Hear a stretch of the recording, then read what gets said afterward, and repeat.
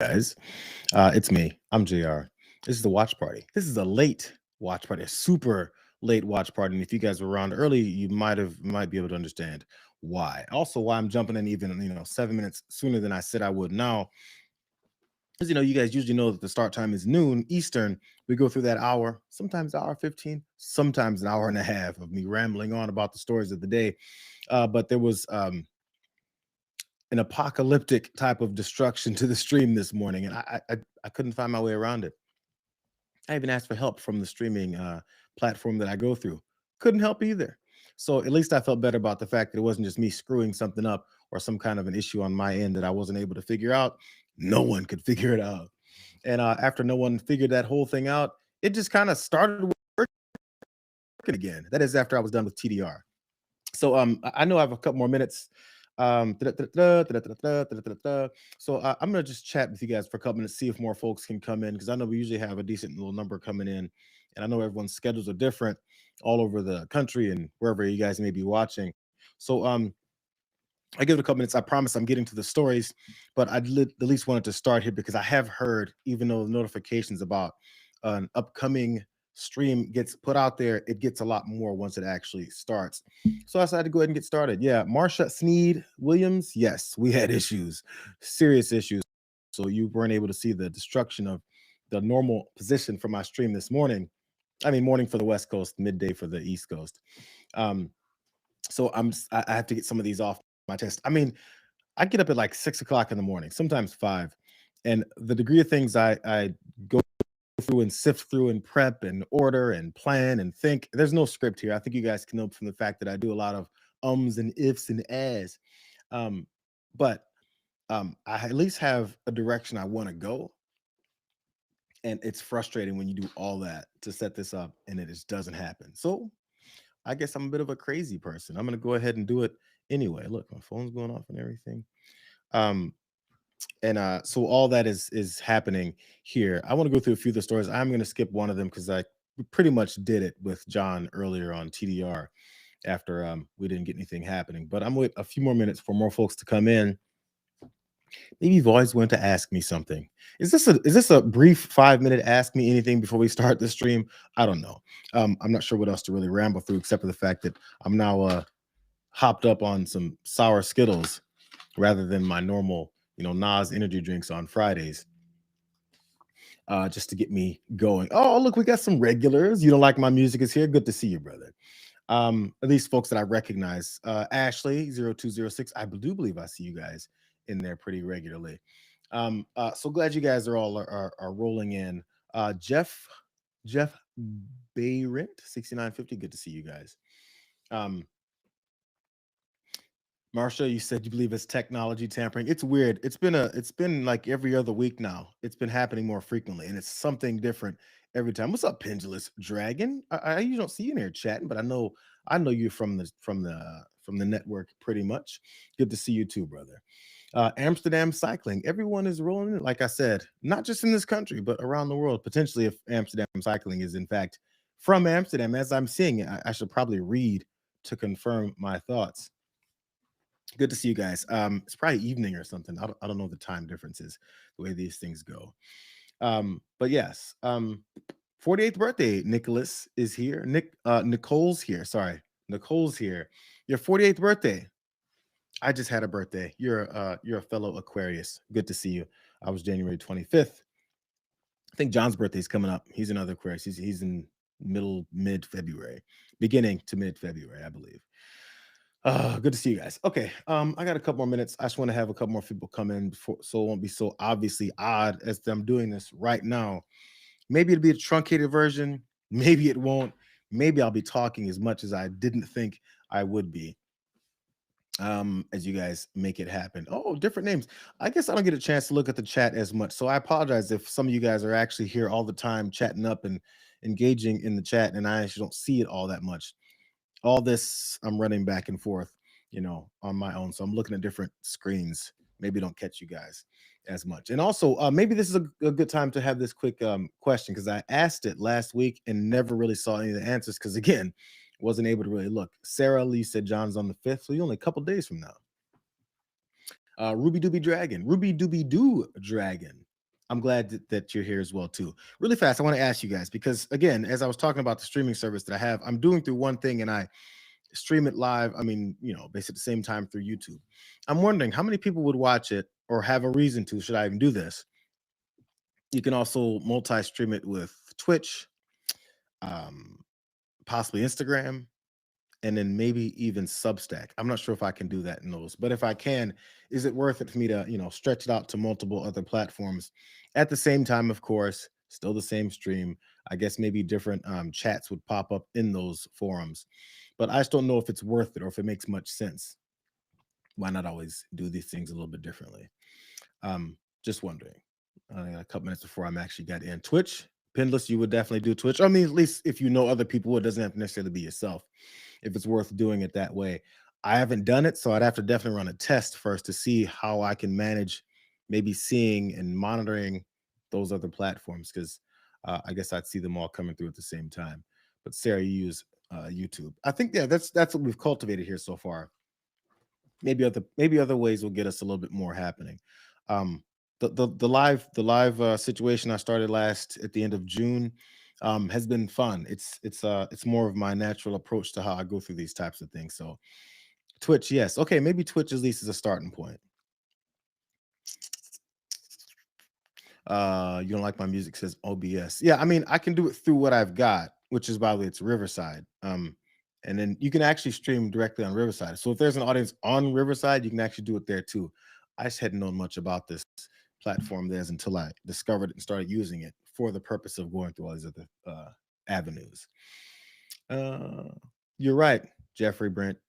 If it doesn't cost anything extra, I'd be foolish not to. You are correct. Diversify, diversify those. I do remember that. I forgot all about that. But still, I mean, Ashley, you're on YouTube. I see you guys as well too. Maybe as we stretch out further. Also, I never did the Twitch gaming thing. This same monitor back here that has my logo on it. I play video games sometimes, not enough because I'm old now. Um, but why not stream every once in a while? Hey, there's moms. Look at that. Mom always shows up. I had to wait until you got here. Now it's top of the hour. Maybe we should get started because, as you guys also know, these videos usually go up on the channel. We put them up later. But in the meantime, after I'm finished, I got to go edit all these down. So that takes a significant amount of time. Editing is not a quick process. So we know how that whole thing works. Anyways, let's go ahead and get started. The did you cover Oz yet? I have not covered Oz. What happened with Dr. Oz? Is this something today? Ultra POTUS? More actually, by the way, if anybody's answering more questions, I did not watch the Grammys. Super annoyed. I'm going to ask the question again as more of you guys get here. I don't know if it's worth it. Would you guys possibly watch the live stream on Twitch, Substack, Instagram, even? I was checking in different ways that you could do it. Ruby Dooby Doo Dragons says that's a monitor. Damn, maybe I shouldn't be revealing all these things. The magic of streaming. But as you can see, look, check this out. See that shadow? I mean, see that screen? See my hand going over it? It's because it's reflecting them. It's reflecting my monitor. Man, I'm giving away too many secrets that I thought were obvious, so that's why I'm giving them away. Good to see you too. Intro Ficorsi. I'm really bad at reading handles when it's all one word, but multiple words involved. Armenian Fraud by Oz. I saw Dr. Oz talking about it, and I didn't know if it was going to come of anything. I guess maybe it still hasn't. Paul Tuckettfield says 6 more weeks. Surprised. Okay, let's get started. We got over 100 in here. That's nice for an impromptu when nobody knew this was coming type of stream. And on top of that, I only got a few hours to get everything. I mean, everything. And G Martinez Mac is in the building too. Look, those are the folks that I always see in here. Now I feel a bit more comfortable. I'm settling back in. Let's get started. How about it? Did you guys also watch TDR this morning? I'm not sure how much of the crossover audience goes from me to TDR to back and forth to Dr. Richie and everyone else. So I hate that I'm stepping on him a little bit. I just wanted to go ahead and get that done. So nice reminder here, Pendulous Dragon. Before we get started, since I'm not going to remember this in my normal flow, I just liked the stream. If you guys are enjoying what I try to do every day here, that is when the technical issues don't disrupt my life, go ahead and like that too for me. Maybe even share it. Let folks know we're doing it right now. I'm not sure if you guys know anybody that you usually talk to. Let the rest of the normal chat know. And maybe one day I will just do a chill talk it out chat. I don't do that enough. Just interact with you guys a little bit more. Talk about other news of the day, other events in life. Maybe you guys don't know what's been happening with me. Dr. Richard's having tech issues as well, Sarah, you say, huh? Jeez, this is crazy. Um, Mr. Gitry says, you put me on TDR. I'm a fan of the squad. Oh, I didn't know that you didn't know about TDR. That's crazy. Henry PhD, good to see you too. There I am, and there you are. Let's see if this crazy shit works. I'm worried now. I talked like 10 minutes. Now I'm worried that this thing isn't going to work. Let's get started. Let's jump right in. Maybe you guys have heard, maybe you've heard, right on Friday, a bunch of things dropped with Epstein files. But don't be afraid. Um, I'm not going to run through all the disgusting, horrific details of what it is that we've been learning through more of those files that were released. I want to focus a little bit more on the way that they're responding to it, because I think we had several days to go through those. And if you are willing to see some of those disgusting accounts of horrific child abuse and endangerment and raping that they did of children, and they continue to try and cover up, I don't have to get into those details. I don't think it's necessary in this forum. But I do think it's important that we do know that is what they were doing. And for some reason, we're still not in an uprising over the fact that the president of the United States is littered all through them with his best friend, Jeffrey Epstein. So instead, this guy in his tux and tie is on Air Force One answering questions about that, about how he's continued to be exposed. And you won't be surprised to see that the guy, his approach to dispelling all this is to just say he's the victim. I can't believe it. Mr. President, what did you think of the latest release of Epstein files, and do you think your critics will be satisfied with? Well, they should be, because it looked like this guy Wolf, was a writer, was conspiring with Epstein to do harm to me. And I didn't see it myself, but I was told by some very important people that not only does it absolve me, it's the opposite of what people were hoping, the radical left.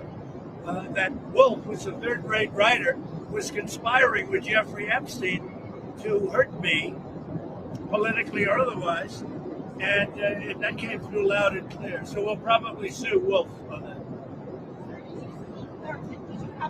And maybe the Epstein estate, I guess. I don't know, but we're going to certainly sue them. You want to sue the Epstein estate? Well, you may, I guess so, because he was conspiring with Wolf to do harm to me politically. That's not a friend. Donald Trump's approach to what we're discovering about him littered all over the Epstein files. He's going to sue Michael Wolff and the Epstein estate for conspiring against him, conspiring to harm him politically. I feel like he's harmed himself politically. He's harmed many humans, personally and physically and mentally throughout his life. But his idea is he's going to sue more people. Spoiler, he's not going to sue Michael Wolff. Michael Wolff has been begging for him and Melania to sue him. And he said, that'd be great. We can go into discovery. We can talk about all the things that you guys are hiding. He's not suing anybody. He's also not suing the Epstein estate. That's the same Epstein estate that released that birthday book that before we found out how real it was, he denied that it was real. Then after we saw how real it was, he just stopped talking about it. You mean these entities that keep exposing him, he says he's going to go ahead and, sue. It's his favorite threat that, never really works out in his favor. And I always want to point this out. These guys always lose in court. They always do. So with the mindset of suing everybody on his mind, this is what he also posted. Was it early this morning, late last night? It was at midnight, just after midnight, so early Monday morning. The Grammy Awards. What? Okay. The Grammy Awards are the worst, virtually unwatchable. He says that about everything. CBS is lucky not to have this garbage litter their airwaves any longer. The host, Trevor Noah, whoever he is, okay, is almost as bad as Jimmy Kimmel at the low ratings Academy Awards. Noah said incorrectly about me that Donald Trump and Bill Clinton spent time on Epstein Island. Wrong. I can't speak for Bill, but I've never been to Epstein Island, nor anywhere close. And until tonight's false and defamatory statement, have never been accused of being there, but not even by the fake news media. Noah, a total loser, better get his facts straight and get them straight fast. It looks like I'll be sending my lawyers to sue this poor, pathetic, talentless dope of an MC and suing him for plenty of money. Ask little George Slopadopoulos and others how that all worked out. also asked CBS, you know, the group that he took over, get ready, Noah. I'm going to have some fun with you. So, on to more claims of gonna suing someone for telling a joke. Last I heard, Donald Trump joked for the entire campaign. He joked about his fascism and how much of a Nazi he is. He joked about his authoritarianism. He joked about sending armed Gestapo into the streets. He joked about putting a bunch of American citizens, you know, in detention centers and arresting them without due process. It's weird how he jokes all the time, except his jokes come to harming people, and everyone else's jokes are just, you know, truth bombs about his life. Here's that very offensive joke that Trevor Noah told last night that has Donald Trump up at 12:19 in the morning. Song of the Year. Congratulations, Billie Eilish. Wow.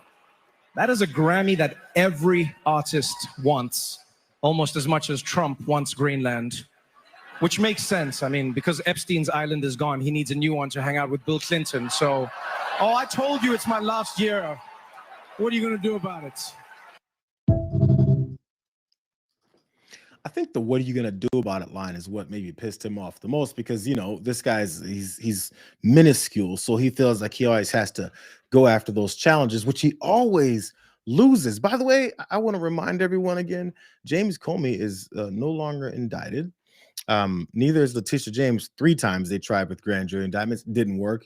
This guy loses on all of these cases, and he keeps thinking eventually I'm gonna get enough sycophants in the judicial branch, the same way they have them in, you know, Republicans in Congress, and they're gonna start coming through for me, despite how empty and thin all of my aggression and my threats really are. I told you guys I wasn't gonna give you super details of the disgusting things and nature of these Epstein files that were released on Friday, but one Eunice Michelle, she's a Twitch streamer. She gave us just a light dusting of some of the names and instances that we saw in it. But this first video I want to show from her, she is pointing out what one of the survivors, victims, I'm not sure the outcome of this person's life after they were a victim of Jeffrey Epstein and apparently all the rest of these pedophiles. But she had some details that maybe some folks weren't covering.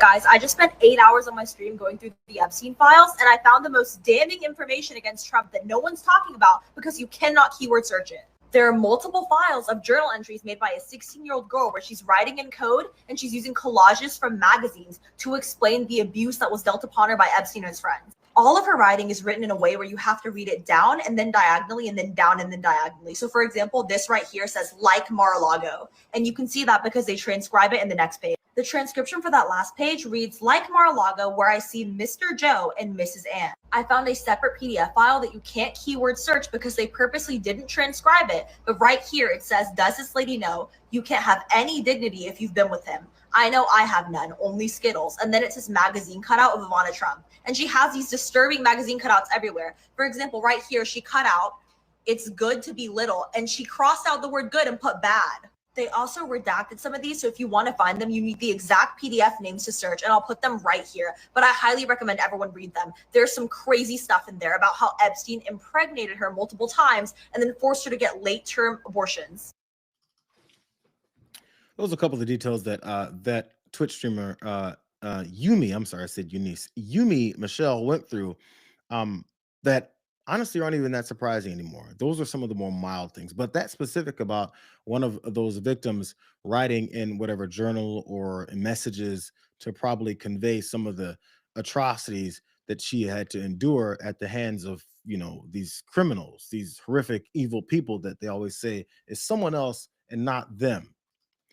But like I said, Donald Trump and his cohorts are littered all through this, and also, yeah, his some of his opponents too. It's almost like the cabal of a bunch of rich, influential people, no matter what their political leanings are, had their hands in this. It was from all walks of life. But I wanted to highlight another moment where she pointed out just how we're being run. This government's being run by a bunch of folks who found themselves all in it. It looks like Trump is stacking his administration with pedos. Let's go through every single person working for the current administration who is listed in the Epstein files that were released yesterday. Yesterday, Donald Trump nominated Kevin Warsh as the new chairman of the Federal Reserve. Almost immediately, people looked up his name in the files and realized that in 2010, he had gone to a Christmas party with Jeffrey Epstein on St. Bart's. Additionally, the current Secretary of Commerce, Howard Lutnick, or as people like to call him, Howard Nutlick, is mentioned several times in the files, had several meetings and calls with Epstein, and visited the island. RFK Jr., the current Secretary of Health and Human Services, is in the files and has been to the island. And there are emails in the newly released files where someone tells Epstein about RFK Jr.'s wife self-unaliving, and Epstein responds, whoops, which effectively means that right now, pedo island goers are running our commerce, they're running our healthcare, and they're about to be deciding our interest rates as well. I like the way she puts it.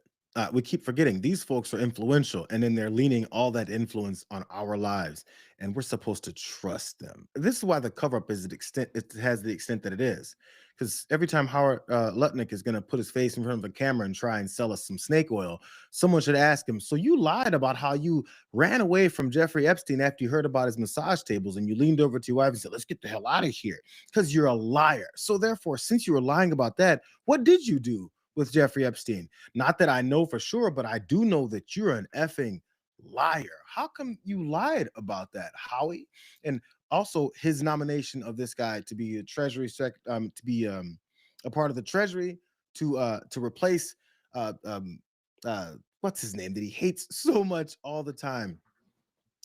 Every time they're putting folks in place, RFK Jr., all of them have some kind of connection to this. I think partially, as we know, Donald Trump likes to, hold something over people's heads, similar to how much Vladimir Putin is holding over his head. He puts people in place that have to do his bidding because he's got dirt on them and they need a job. And man, they would love nothing more than to be next to Donald Trump. So we're being run by these folks. And this is why it should be highlighted. When are we going to start doing something about the fact that we're being run by these folks? Outside of the fact that they all need to be in prison, all that stuff. But when is someone going to point out that Epstein survivors continue to issue these joint statements talking about how they continue to be victimized over and over and over again, while Todd Blanche says they're looking to protect them? We keep seeing that they're not protecting them. Here's a statement from them since this latest release of more files, which, by the way, is still vastly incomplete.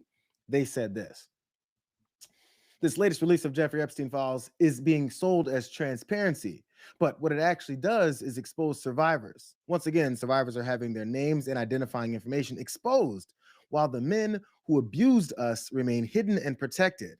This is outrageous. As survivors, we should never be the ones named, scrutinized, and re-traumatized while Epstein enablers continue to benefit from secrecy. This is a betrayal of the very people this process is supposed to serve. We know that's what they've been doing, even though they keep talking about the reasons why they delayed and they're still in violation of that law. It's because they're looking to try to protect these survivors. Maybe we should listen to the survivors. Virginia Roberts Gouffre alone reported many abuses connected to Epstein's network, yet the public still does not have the full truth about who enabled him, who participated in his exploitation, and who has been shielded for years. Hundreds of women have come forward with additional reports like hers. The scale of this failure is staggering and indefensible. So you can see the general tone of what it is they're going with. But as we saw a lot of this come out, it was very sloppy. They don't care about the survivors. Matter of fact, I don't even think it was sloppy. It's probably pretty much purposeful so that we see more of their names. Maybe other folks that were threatened, whose families were threatened, who were victimized, who don't want to have to relive through all this with their names being attached to it. They're okay with that because that's more intimidation. That's how this mobster style president works. That's who he is. That's who he's always been. So I'm wondering how long the tide will turn before something is done. I mean, it's pretty concrete at this point. I mentioned it earlier on John's show that there used to be, if you're anywhere near this, if there's a hint of your connection to someone like Jeffrey Epstein, let alone how buddy and best friends Donald Trump was with him and probably continued to be all the way up until, he was killed in prison. All the way up until that point, that should be disqualifying. But, we're run by these guys now because enough people enjoyed the racism and the bigotry and misogyny way more than they, had an issue with the pedophilia. But this maybe is where the tides are turning. Some of the biggest names that supported this guy have been coming forward since we saw some of the disgusting things that was released in those files that named Donald Trump countless times.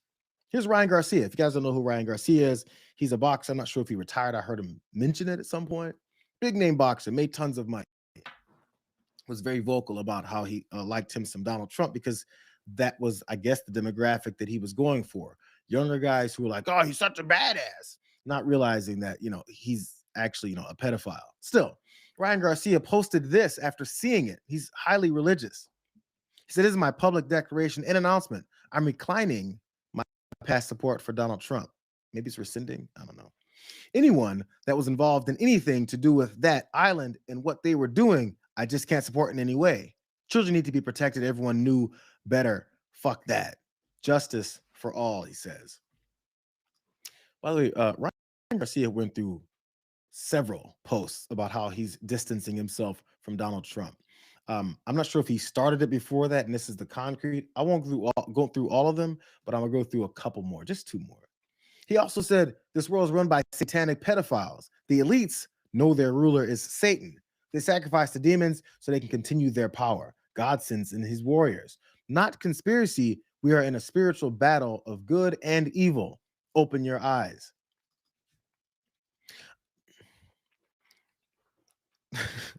I don't want to criticize the way that Ryan Garcia is going about this because he's beginning to see the way it is. And maybe this is an indication of other folks who don't have platforms and they're feeling the same way.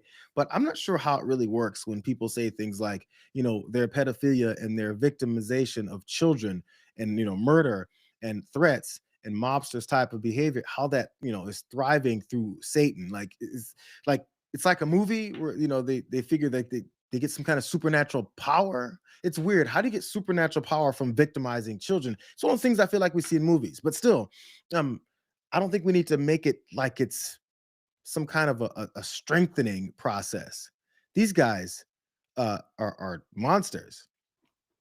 They're not getting stronger through what they did. They're weak. Like this is what I'm talking about. We have this weird idea that they're strong and powerful somehow. It's odd how that's the thought all the time. So maybe because of this aspect, this is the last one I'll read from Ryan Garcia. He says, torture, rituals, and sacrifices. Remember, I told you it was happening, and now you see it's real, it's sickening, and this evil shit needs to be taken down. There needs to be public executions for anyone involved in children torture, children sex trafficking, and these sick rituals involving children. Ryan Garcia wants public executions. I feel like he was concerned about the victimization of children before, but he wasn't connecting the guy that we've all been seeing get exposed to the victimization of so many children before that. And now that he sees it, at least he's consistent on wanting something to be done about it. It's weird. Now we need people have the mindset of doing something about it. And we don't keep giving them all of our money until we do something about it. Maybe those tides are turning, like I said. And speaking of that, Sean Ryan, another one of those MAGA bro types that helped during the campaign, he said this: our government has fallen to fraud, foreign and domestic. They lied to all of us while enabling the rape of our children. This is what we fought for. Have you ever heard of a shell company? We are a shell country, he says. Maybe this is the petty in me, but when you say they lied to all of us while enabling the rape of our children, bro, they lied to you because the folks that were telling you, listen, don't believe the liar. He's lied about everything else. You blew off and said, stop with your Trump derangement syndrome. I can't believe you're so weak. You weak-kneed liberals and you wokeness. All that stuff, that wasn't you just being lied to. That was you accepting the lies in the face of truth right in front of you. I'm going to stop criticizing them because they're figuring it out, but it's kind of hard not to. Here's someone else. Trisha Hope, again, I don't know who these folks are, but I knew they got blue checks and got 6 figures to millions worth of responses and views on this. So maybe they're pretty influential. She says, I feel physically ill knowing I worked so hard to support Trump and it appears he's a sick pedophile. I can't fathom the evil mind a person has to have to harm children. Stop fathoming it. Stop thinking about how worried you are about it and, coalesce and put something together about, doing something about it. Here's more of them. Here's Jake Shields. Maybe you guys know who these people are. I don't follow the MAGA followers. So here's another one. If that's what he is, I don't know. So we're just going to pretend that our country isn't ran, he says, by satanic pedos. Jake, yes, that's currently what we're doing, because all the folks that supported that guy and all of his, surrounding folks all said that anyone who pointed that out were crazy and that it's totally just a Democratic hoax. Only Democrats are on the list, which, by the way, of course, Democrats are on the list. Let's see. I'm gonna find one more. I had so many of these examples. Let me see. Oh, here's one. Here's a fascinating one, because part of how he convinced so many people that he's this up and up great person who's holds a Bible upside down and says that he used to go to church with his grandmother. All those obvious lies, they were fooled. Morgan Ariel, again, blue check with 574,000 views for this post that says, it pains me to say this, but I'm actually starting to think most Christians are actually worshiping the devil and not God. I wonder if they would have listened to the folks who said the person who's an obvious fake Christian who's using Christianity in a book that he's never read, studied, believed in. I wonder if those folks, when they told you he's using that platform and the fakeness of his Christianity to convince you that he's a good guy, to not believe him. But for some reason, all those folks were shunned aside and told that they're stupid and they just hate America. There's so many more of these. Maybe look up a few of those, because I'm very tired of all of this madness about how people are figuring it out now. And oh my God, I just figured out. I'm so sorry. I feel so bad about it. Hey, let's do something different now that you figured it out. We don't need to be friends. We don't need to be buddies. We don't need to be on the same side of the thought process of your skewed version of what you think is supposed to work in this country. How about you just now make amends by all those lies that you told and the degrading things you said about people that were telling you the truth, and do something different now. I don't want to hear any more words. Start doing something. Because let me give you guys a quick flashback to wrap this story up.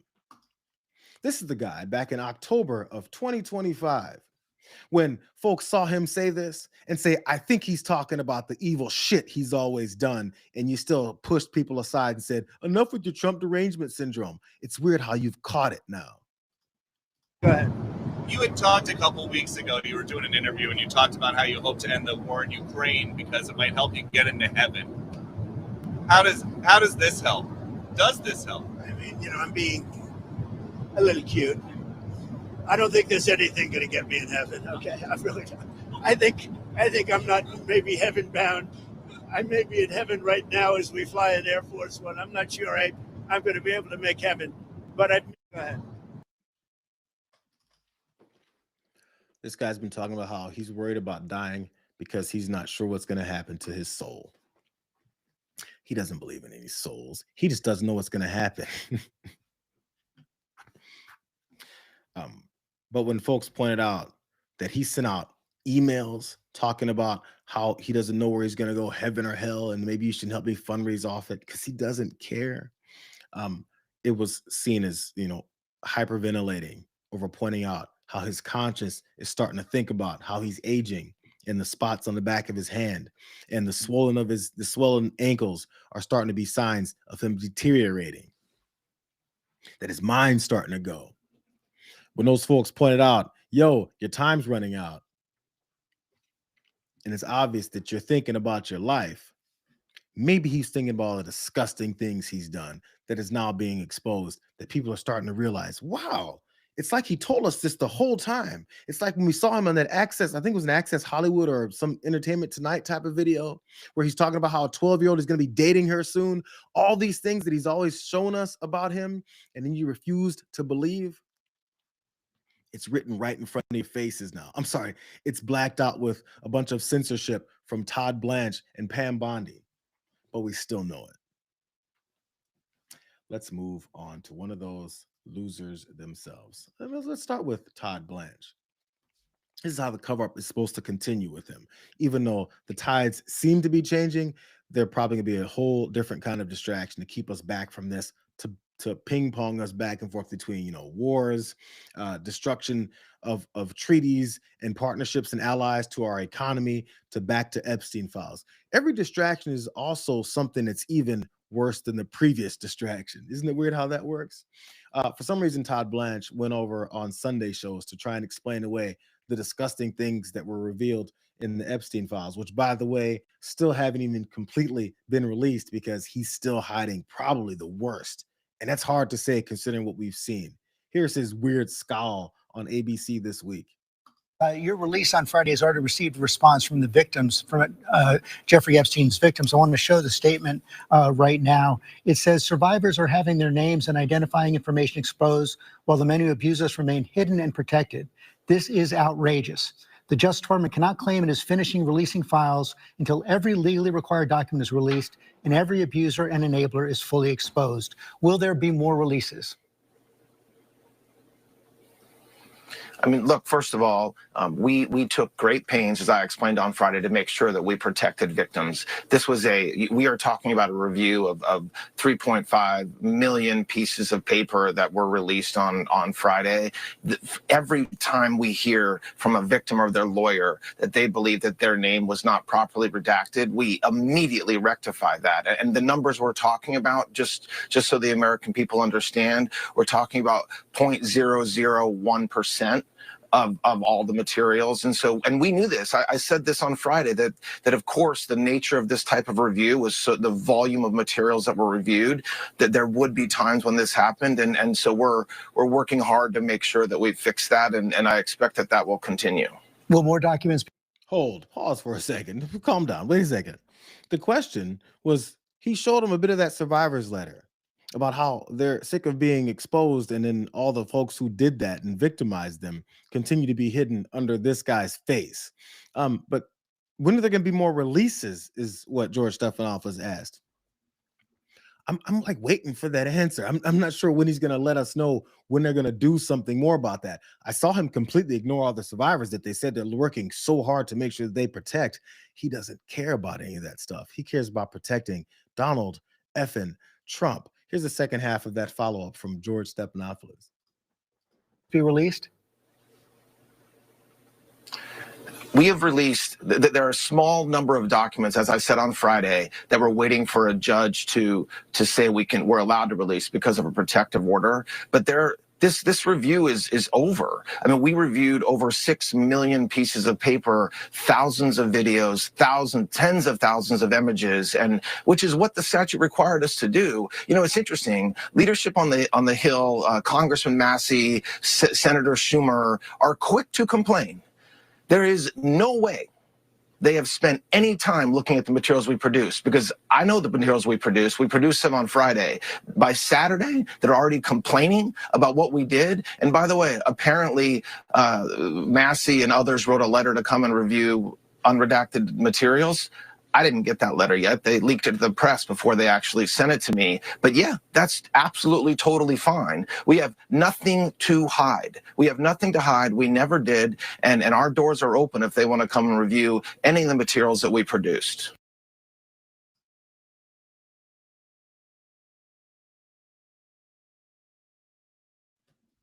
So Todd Blanche thinks that talking like that is going to somehow release him of any of this responsibility. If you listen closely to what he said, you can see that they're still lying about it. He says, we reviewed 6 million. Why'd you only release 3 million, though? That means there's 3 million you reviewed and you decided not to release them, outside of all the damning stuff that you already did release. Also, he's upset at the people that are asking for more. They haven't seen what we've seen. I have a really good way to remedy that situation. Let them see what they haven't seen that you've seen. And they're already upset about it after only a week. That's because you still haven't followed the law. You're still in violation. You should be in jail, bro. But instead, they're running that whole situation. They figure nobody's going to do anything about it because we've got control of that. And that's how this mob style government is not working. And if you have to consistently tell people, the American folks, over and over again, we have nothing to hide. We have nothing to hide. We have nothing to hide. It sounds like you should release everything, and then we can know that you have nothing to hide, especially since the things you've hidden in the past that we've found out later was exactly what you said it wasn't. You don't have any credibility left. You don't trust your ass. You've been lying since you got here. And before that too. That's what they're about. But we're supposed to listen to them. And then the irony comes from them talking about how many things they've done for the American people, specifically when it comes to what it is that they're covering up. Here's fake ass Kristi Noem. If you think about last year of the Biden administration, over 125,000 children just in that year were trafficked across the border. And by securing that border this last year, zero children have been trafficked in the last 12 months because of President Trump's leadership. And that's what we're going to continue to bring. You've heard about all these children that we found and returned. We actually have countries that are asking for their children back. The president of Guatemala wanted their children back that had been trafficked in our country. And we tried to facilitate that, and an activist judge stopped us from giving those children back to their families. So we're going to continue to work no matter what these left violent protesters are doing to stop law enforcement and to put people's lives in jeopardy. If you think about I feel like Kristi Noem could have come up with a better example than that they've been stopping the trafficking of children over international lines, considering that, her president was involved in the trafficking of children over international lines. And that's their defense for their, Gestapo tactics in American cities. You've stopped all trafficking of children, except you've hidden the other trafficking of children. I feel like there's maybe heads of other countries that are wondering where they're trafficked children for the past 30 years of this guy being best buddies with Jeffrey Epstein and Ghislaine Maxwell, who she still is trying to get let off because she has more information on him. We keep forgetting about this. But anytime Kristi Noem is going to put her face in front of a camera and talk about trafficking of children, I feel like the follow-up question should always be, no matter what it is that we're talking about, because in that case, it was about ICE. Maybe the next question should be, trafficking of children. Kristi Noem, do you understand what Pam Bondi and Todd Blanche and Donald Trump, they're all doing? That they're hiding the trafficking of children that they were all about saying that they were going to protect? Why should anyone believe anything that you have to say? But I guess we're too afraid. It'd be too impolite to say that to people who are protecting pedophiles, specifically blanking out their names as they release all of this. But you know what? They still reveal it even more so. Back to Todd Blanche.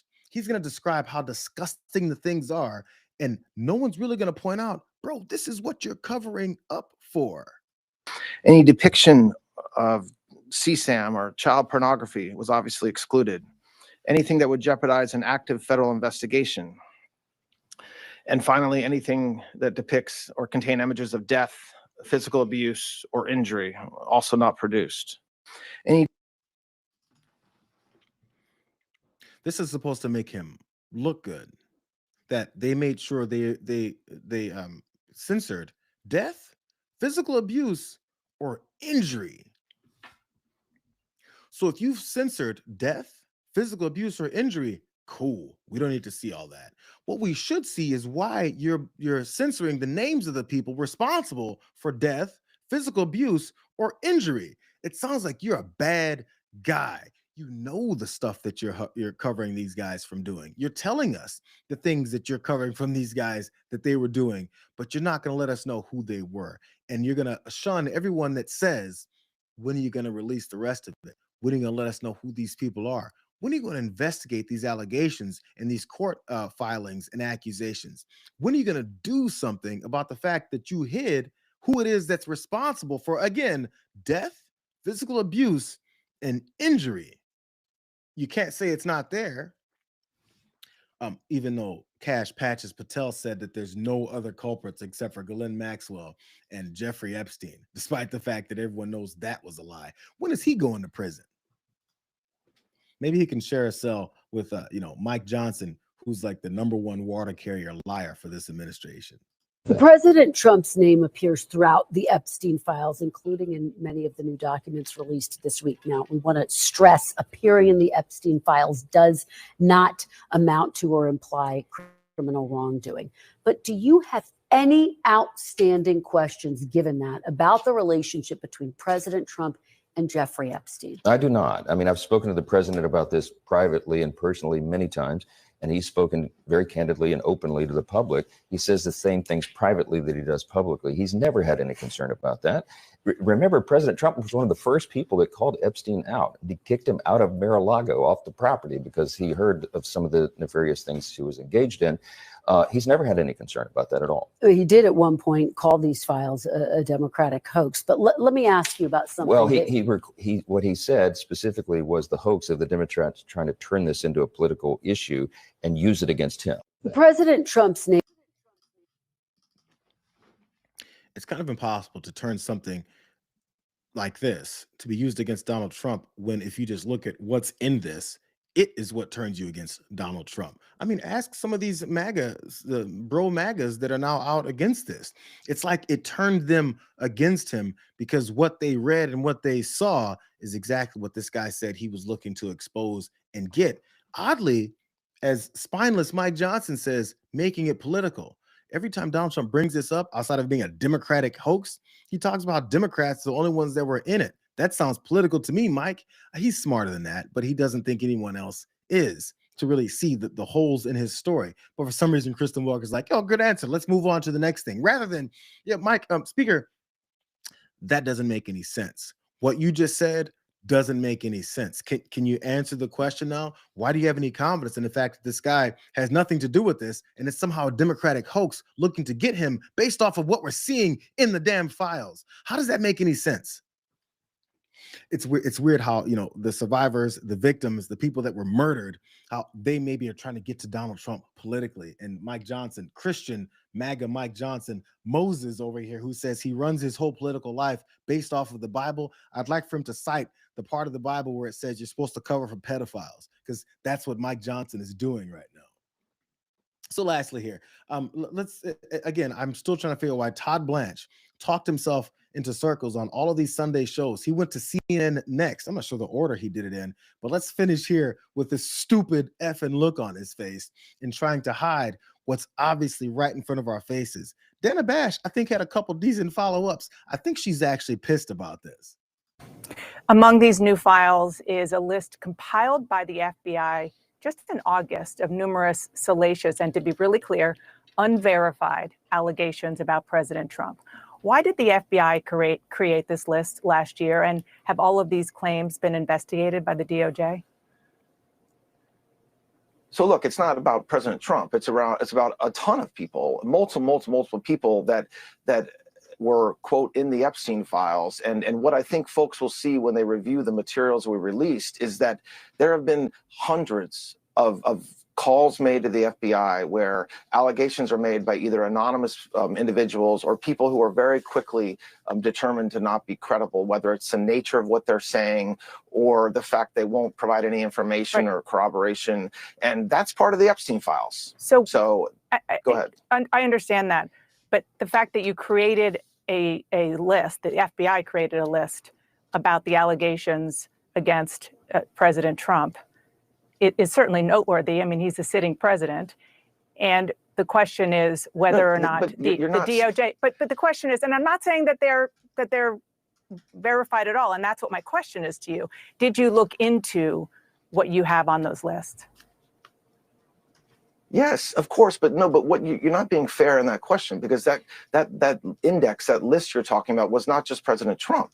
It was all kinds of individuals, other politicians, other, quote, famous people, where we wanted to understand, okay, there were members of Congress that were accusing us of hiding things, which we're not doing and which we haven't done.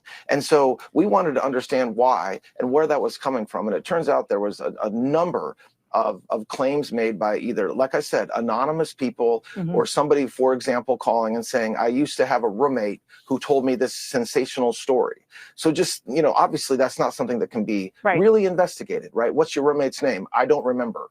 Right. So that's what that's about. I don't appreciate it being directed towards Donald J. Trump, because that pushes a narrative that is completely false. There are all kinds of people that are mentioned in the quote Epstein files that we had to look at and run down. Yeah. And they looked into none of them. It's not about Donald Trump, it's about all the rest of them. Who are the rest of them, bro? What investigations did you take? It all whittles down back to him saying, we looked into all of it and there's nothing there, even though he just said there's all this disgusting behavior, murder, and abuse in it. How does that make any sense? Oh my God, it's like she almost got convinced. She's like, oh yeah, I totally get it. It was just some random some accusations. It's 6 million more files, bro. So all of it was just somebody calling in and saying it was a roommate of mine. I don't remember their name. What a horrible excuse. These guys aren't even good at lying, but we keep accepting their really, really bad lies. It's ridiculous. Look, they had a whole team. He just admitted they put a team together to censor Donald Trump's name, to specifically look for his name. Why would you do that for the sake of trying to avoid all of the very non-corroborated evidence that doesn't make any sense? It doesn't match up. But somehow we're supposed to believe that the FBI created a list about all the accusations about the sitting president, and we're supposed to go, well, that's just the president. How about we talk about Joe Schmo? Talk about Joe Schmo and Donald Trump. How about that? How about you follow the law? When things are right in front of our faces, their excuses, of course, Donald Trump is right there in front of your face. He didn't do anything. That's why he's littered all through the files. That's why there's accusations about things that he did, said, and then confirmed with other people that we're not going to talk about nor investigate because apparently we just don't care. Their answer is a couple of middle fingers and do something about it. Which the one thing I would like to agree with them on. How about finally, maybe for the first time, we do something about this? But from the space of a bunch of citizens in this country with representatives that only a few are trying to do something about this, what are we going to do? I'm done with the Epstein stuff. Fine. I'm done with it for right now. They're going to continue their lives. Maybe, whoever they bomb tomorrow, we'll stop talking about it for another week or two, and then we'll get back to more revelations, to when they'll just say, sure, there's a file of Donald Trump murdering someone, but really, haven't you murdered someone too? All right, let's wrap this up, you guys. I've been on for a little bit now for this makeup session. Good to see you guys. I don't really check in that much. Oh, we got a few hundred in here. It said good to see you guys. This is my makeup stream for the one that I missed earlier due to technical issues. Man, I was upset. So yeah, Moms was texting me and everything, bro. I was ready to give up on the day. Let's see if we can salvage something left. All right. By the way, if you guys are just seeing this right now, the stream usually goes at noon Eastern every day for like an hour, sometimes a little bit longer, right before the damage report comes on. So if you guys just got the opportunity to catch me live now, this is not usually when I do it. Issues threw me off. So if you have the opportunity, come back around noon. If you're on the East Coast, and if you're on the West Coast, do it at 9 o'clock in the morning. And if you're in the middle of the country, also at 11. If you're on other parts of the world, sorry, bro, we got to look that up. I'm not really sure those conversion factors for all the rest of that stuff. Let's go ahead and shift gears and go to this last aspect of the destruction of our country at the hands of this president. It's involving his Gestapo in the streets, and how somehow we're supposed to continue to let him tell us what he's going to do to this country. Listen to the language that he uses when he's talking about his agents in the streets that are attacking and murdering people versus the United States citizens. Tell me this guy doesn't sound like the traitor that he really is. President, back to your post on ICE protests, what did you mean when you said people will suffer an equal or greater consequence? If they do anything bad to our people, they will have to suffer. I'm sorry. If they start spitting in people's faces, punching our people, punching our soldiers, our patriots, they will get taken care of in at least an equal way. They're not going to do that. You see it, the way they treat our people. And I said, you're allowed, if somebody does that, you can do something back. You're not going to stand there and take it. If somebody spits in your face, that will not be a pleasant thing for the person that spits. We're not letting people spit in our soldiers' face as they stand at attention, and they're not allowed to do anything. If they throw bricks at a car, at one of our vehicles, that are very expensive vehicles, they're going to be met with very, very serious force. Sir, do you think it's good? They and us is what Donald Trump is using to describe his Gestapo in the streets. That's the us for him, and the they is the American people. If they spit in our soldiers' faces, our soldiers, it's weird. It's like on the campaign trail when Donald Trump said he's going to unleash soldiers into our streets, and Kamala Harris said, "Yo, be careful. He's going to unleash soldiers into the streets to attack American citizens." And everyone, "Oh, you guys, you crazy libs!" And now that he's on Air Force One with his stupid tux on, talking about how our guys versus yours. It's like he's an invading army that's taken over the country. And he says, if you do anything, we get to do it right back. One of our very expensive vehicles, he says, who paid for those very expensive vehicles? He thinks our money belongs to him. That's why they've been stealing it ever since he got into office. So he says, if someone does something, you can do it right back. Isn't that weird? And when he says you, he means his soldiers as he describes them in the streets. But an American citizen in the streets getting attacked for no reason for driving down the street, do I then get to do it right back? Hey, if I break into someone's warehouse and break out windows, can I then do it right back? Because that's what happened here. Look at this. Look at these. Where's your guys' warrant? Stay back. Where's your guys' warrant? No, where's your warrant? Where's the warrant? Stand right there. Where's the warrant? I don't need one. Yes, you do. Where's the warrant? You guys do this? Back. I need you to wrap that up. For what? Stay back. Stop getting closer to me. Stay back there. I'm back. I'm back. I ain't gonna do to you. I'm back. You guys have to leave. My lawyer is coming. Good. You guys want to get sued? What's your badge number? Back. No, I want to get you guys. All right. You inside your stuff. Yes, you guys aren't supposed to be back here. Stand back here. You can record, but I'm already back here. You guys haven't shown me. You guys haven't identified yourself. I don't know who the you guys are. Who the is that? What the is that? Federal agent. I need a warrant. I need a warrant. You do not need a warrant. Yes, I do. Yes, I do. You know how you guys came in? Listen, yeah, illegally. No. You guys broke the window. Yes, we did. Because you guys don't have a warrant. We don't need one. Yes, you do. Stay back here. Hey, what the are you doing? I'm making sure he's safe. Excuse you. Okay. ¿Dónde? Sí, ¿dónde está todo? Give me my Back up. Don't yell at me. Don't bump into me. Back up. I'm already here. He's trying to give me something. You know this whole building has cameras, right? That's great. Stay at an arm's distance. Donald Trump says, what you do to us, we can do to you 10 times over. So these gang members, these terrorists broke into this person's shop to terrorize someone there, broke out windows. So if you find their houses, break out their fucking windows. Because apparently Donald Trump endorsed that American people can do whatever to them what they've done to us.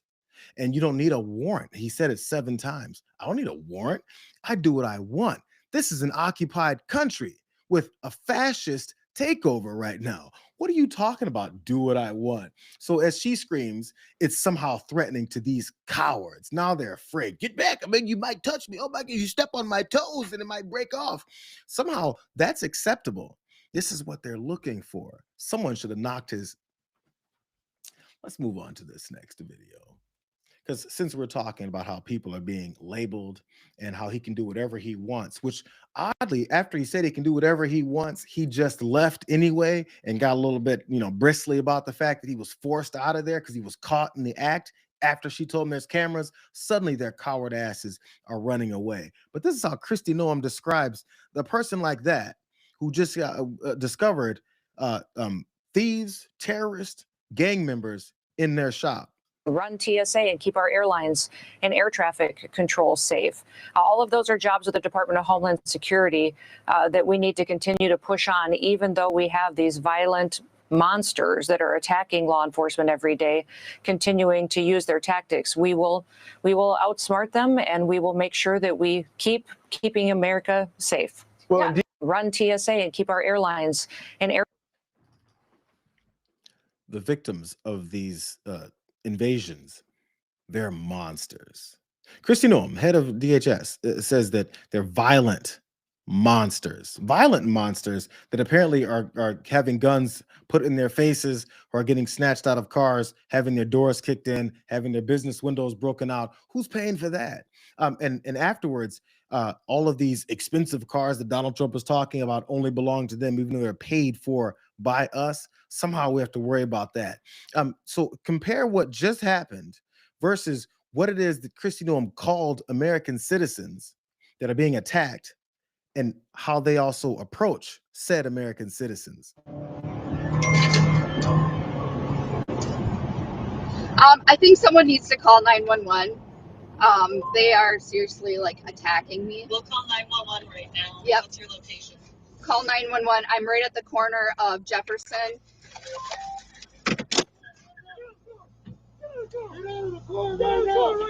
No, no, I will not. I will not get out of the car. No, no,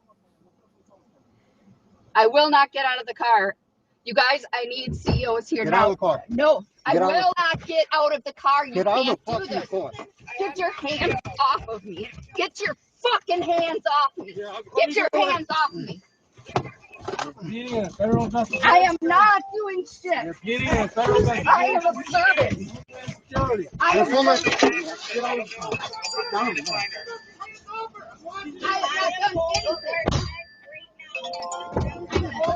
This is my constitutional right. We're calling 911 right now. I am not. You cannot arrest me. I'm observing. You can't arrest me. I'm observing. You cannot. I am not doing We're anything. taking a video too. Get off of me. Get off of me. Under arrest. Get. Someone call the MP or someone call the police. Somebody help me. Call the police. Call the police. Call them now. Call them now. Call them now. We're calling 911. We're calling 911. They're calling 911 right now.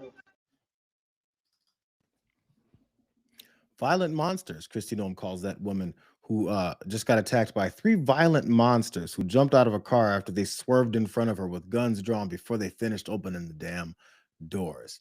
That's propaganda. That's violent rhetoric. But we're supposed to listen to that and act like it's not what it is.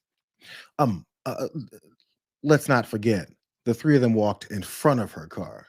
If she hit them, they would say that she was using her car as a weapon against them, as their weapons are drawn in her face. What she was doing was observing and recording their illegal activities. That's the biggest problem that they have. You can't record our illegal activities, because if you do, we won't be able to say things like this. Did you hear this story? ICE claimed that a man shattered his skull running into a wall. That's weird, because when he went to the hospital, there was folks that work at the hospital that do things like understand how people, get beat up, maybe how someone may even run into a wall and what kind of damage that would do to maybe their skull. But there's no video of that. Therefore, they're happy to lie about that. Similar to the case when they've lied about what they've done to folks, that is before a video showed up and then they were shown to be lying about it. Because this is what some of those healthcare providers and those doctors and nurses observed. This is in Minneapolis. Intensive care nurses immediately doubted the word of federal immigration officers when they arrived at the Minneapolis hospital with a Mexican immigrant who had broken bones in his face and his skull. Immigration and Customs Enforcement agents initially claimed that Alberto Castaneda Mongadron had tried to flee while handcuffed and purposely ran headfirst into a brick wall. Please. So I think we can connect the dots and see that they're so upset. We've seen the exact same language used by these Gestapo members about how you're impeding a federal investigation. Get out of the car. It's illegal for you to do this. You're violating the law. And they keep saying those things because they don't want people to observe nor record what it is that they're doing, because then they'll be able to lie and say this outside of the fact that these staff members at the Hennepin County Medical Center determined that could not have possibly been the reasons why that these fractures and bleeding throughout this 31-year-old's brain had happened. Three nurses said this. It was laughable. if there was something to laugh about, said one of the nurses who spoke to the Associated Press on the condition of anonymity because they're probably afraid for their life. There's no way that this person ran headfirst into a wall, that nurse said, who I'm sure has seen traumatic injuries of people maybe running into things. Maybe they've also probably seen traumatic injuries of people being attacked by a group of thugs with guns out and a bunch of weapons and knees in your back. Last part from this. These injuries apparently they appeared inconsistent with the ICE account. The AP interviewed a doctor and 5 nurses who work at the HCMC, and again, they were anonymous when they talked about this case. They also consulted an outside physician, and they all affirmed that his injuries were inconsistent with an accidental fall or running into a wall. ICE's account of how he was hurt evolved during the time that federal officers were at his bedside. At least one ICE officer told caregivers that Castaneda Mogadon got his expletive rocked after his January 8th arrest near a St. Paul shopping center. His arrest happened a day after the first of 2 fatal shootings in Minneapolis by those immigration officers, right after they killed Renee Good. The situation reached a head when ICE insisted on using handcuffs to shackle his ankles to the bed in the hospital that they put him in, prompting a heated encounter with the hospital staff. The story goes on to talk about how the hospital staff had to have different approaches to how they're interacting with ICE agents who are swarming the place, because every time they assault and nearly murder someone, they end up in the hospital, and then they're sitting at their bedside waiting for them to move, breathe, and maybe even speak about what it is that happened to him. And this particular man, Castaneda Mogadon, was beginning to woke up at some point and didn't really know what happened to him, because he was attacked. His skull was fractured, along with bones in his face. But Kristi Noem calls people who, recorded them violent monsters. So this is a weird thing. You run a business, and as we saw earlier, there's 3 guys in there with guns looking at your merchandise and your staff members. I feel like in this country, we've always said you can shoot them. I feel like we've always said that if they're in your house, you can start opening fire on them. But not in a fascist country. You can't do that, which oddly is what this is. And all that only comes with a few cowardly, I guess, power-hungry people that want to back this whole thing up. One of those is Michelle Tafoya. Does that name sound familiar to you guys? Michelle Tafoya, former ABC, I think it was Monday Night Football sideline reporter. Michelle Tafoya. Did you know Michelle Tafoya is running for, I think, the Senate in Minnesota? I guess she's from Minnesota. Michelle Tafoya is okay with, Gestapo members running up on Americans, attacking them, beating this guy up, breaking his skull and his face in multiple places, and claiming that, he ran into a brick wall, because that's how, the Gestapo works. Who knew that when Michelle Tafoya was talking about, the 49ers and the Seahawks on a sideline report, that deep down inside, what she wanted was some fascism? Well, Michelle, it's good to see you. We just watched that clip of Kristi Noem, and she was talking about these protests being well-funded and well-organized. I want to focus on that well-funded piece. Do we know anything there? And would you, now running for U.S. Senate in the state of Minnesota, would you like to see an investigation into this? Well, absolutely. I mean, we've heard this time and time again across the country that some of these biggest, loudest, most, I guess, successful protests by their standards are funded. And we've seen, the entrails of this. We see connections. Look, protest is fine when it's peaceful. I am all about the First Amendment. But when you start throwing cars into the mix, when you start throwing frozen water bottles, when you start throwing ice cubes, big chunks of ice at ICE law enforcement agents, when you start to do these things that are violent and dangerous, you're making the scene dangerous for everyone, yourselves and law enforcement included. So whoever's paying for this, you see a lot of the gas masks, you see a lot of the signage that matches. I'm sure there were organic protesters as well, and that's fine. And if you don't like the law, we have a process in the United States of how to get that fixed. But we have this crisis of leadership here in Minnesota, and I think in many other places, where our government, quote unquote, leaders are saying, get in there, get in their face, disrupt, resist.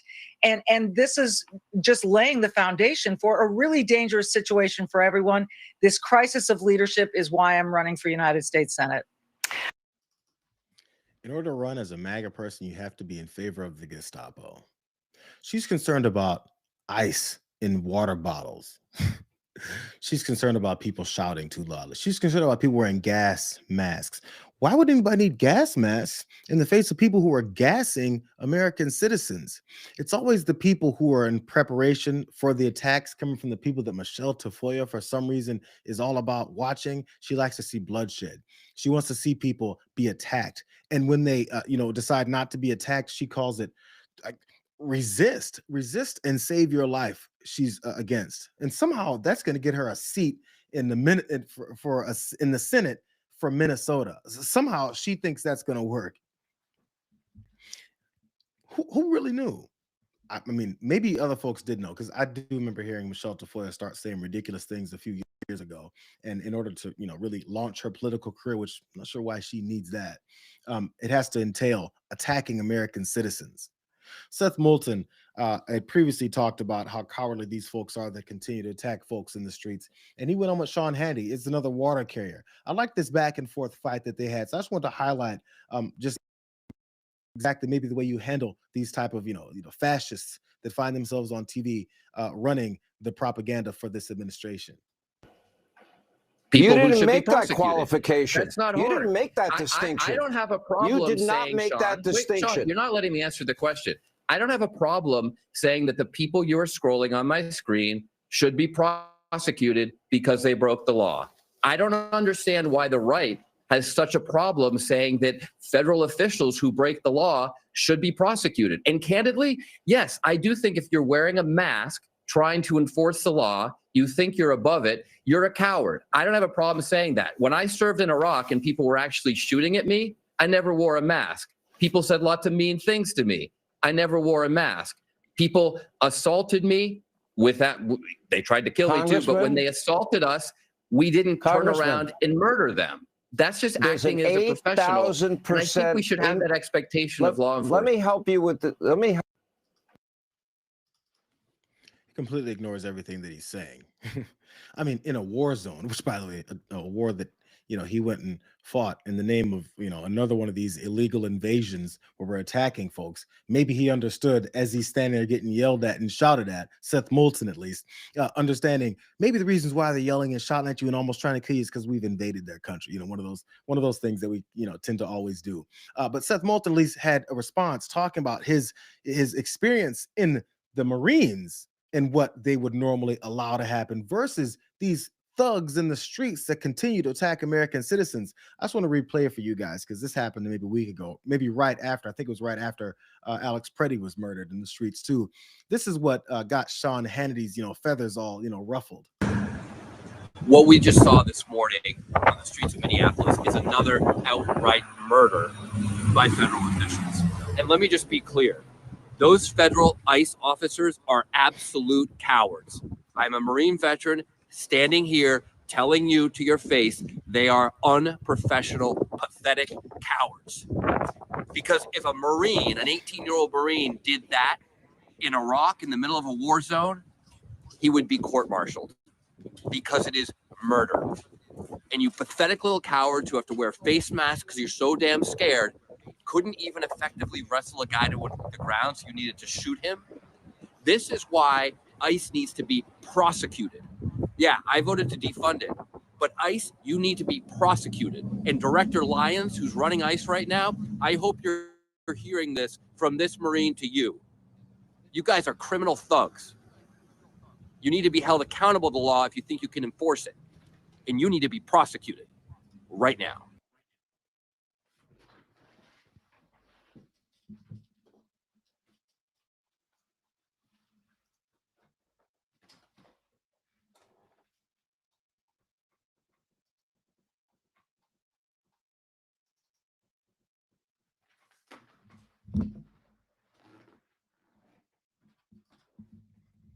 The hits just keep on coming, don't they?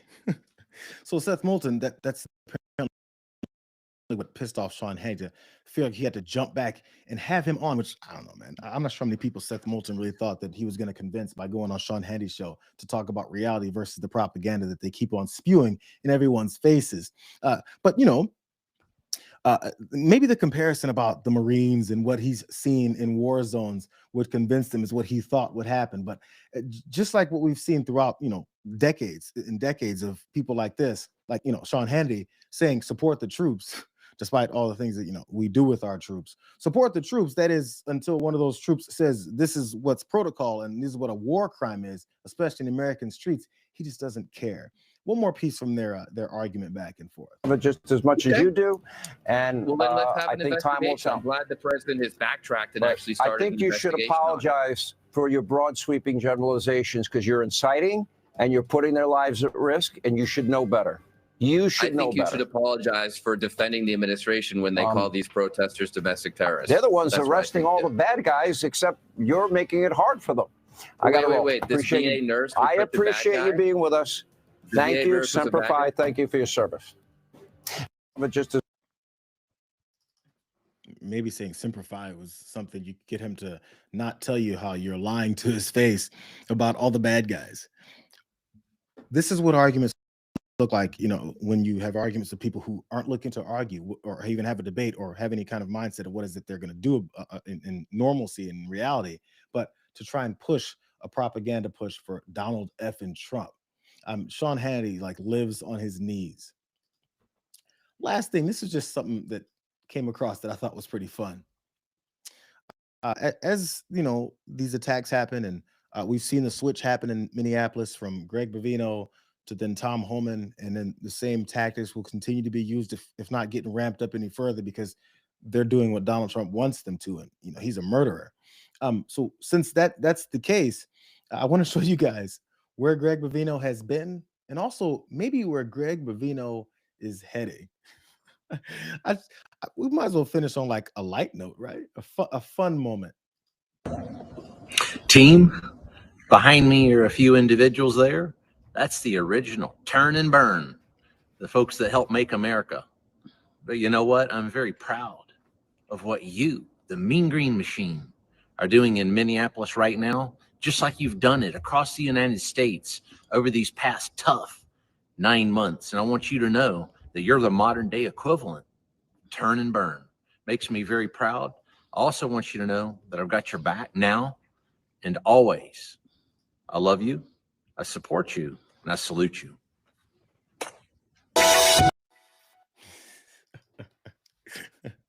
Greg Bovino is hanging out at Mount Rushmore on his way back to California before he retires, allegedly. I still don't buy that. You know, before they give him some kind of payoff to, you know, disappear his face away because he's a little bit too front and center with all the Gestapo tactics and he's too recognizable. So they kicked his ass out, and on his way back, Turn and Burn, Mean Green. Here's the original Turn and Burn. What a clown this guy is. These are the people we're supposed to be afraid of. These are the people that are supposed to be intimidating. That's why they walk around in gangs with guns out and are aggressive before anyone even says anything to them. Before they go assaulting women and snatch them out of cars and tell them to get the F out. Because those are tough guys. Those are big, strong men. The same type of men that'll say, the job of man is to protect women before they go and attack women. Losers, these guys are. Hope it's, you know, whatever way he's getting back home, going across country, I hope it doesn't make it. Losers. All right. That's it for you guys. I came in for about an hour. I figure that's, you know, got to get something done here today. I had a lot to say. Appreciate you guys being here though. A late edition, but you know, if you usually can show up a little bit early, we do this at noon every day Eastern. You know, maybe not as angry, or maybe, who knows? It depends on the stories. So everybody that hadn't seen this before on our way out, let's, you know, maybe you guys can like the stream, subscribe if you haven't. If you just discovered that we're doing this stuff, also share it. Let us know what's happening. All the stories come up later. This is just the live version of it, you guys. Maybe with a little less hiccups, like I keep finding myself dealing with every other day around here. Again, thank you guys. I appreciate you. Stay warm out there if you're not in, you know, the warm parts of the country, which I think are about 2 to 3. And maybe we'll make our way out of this at some point. Appreciate you. Love you. We'll see you. See you later, Mom.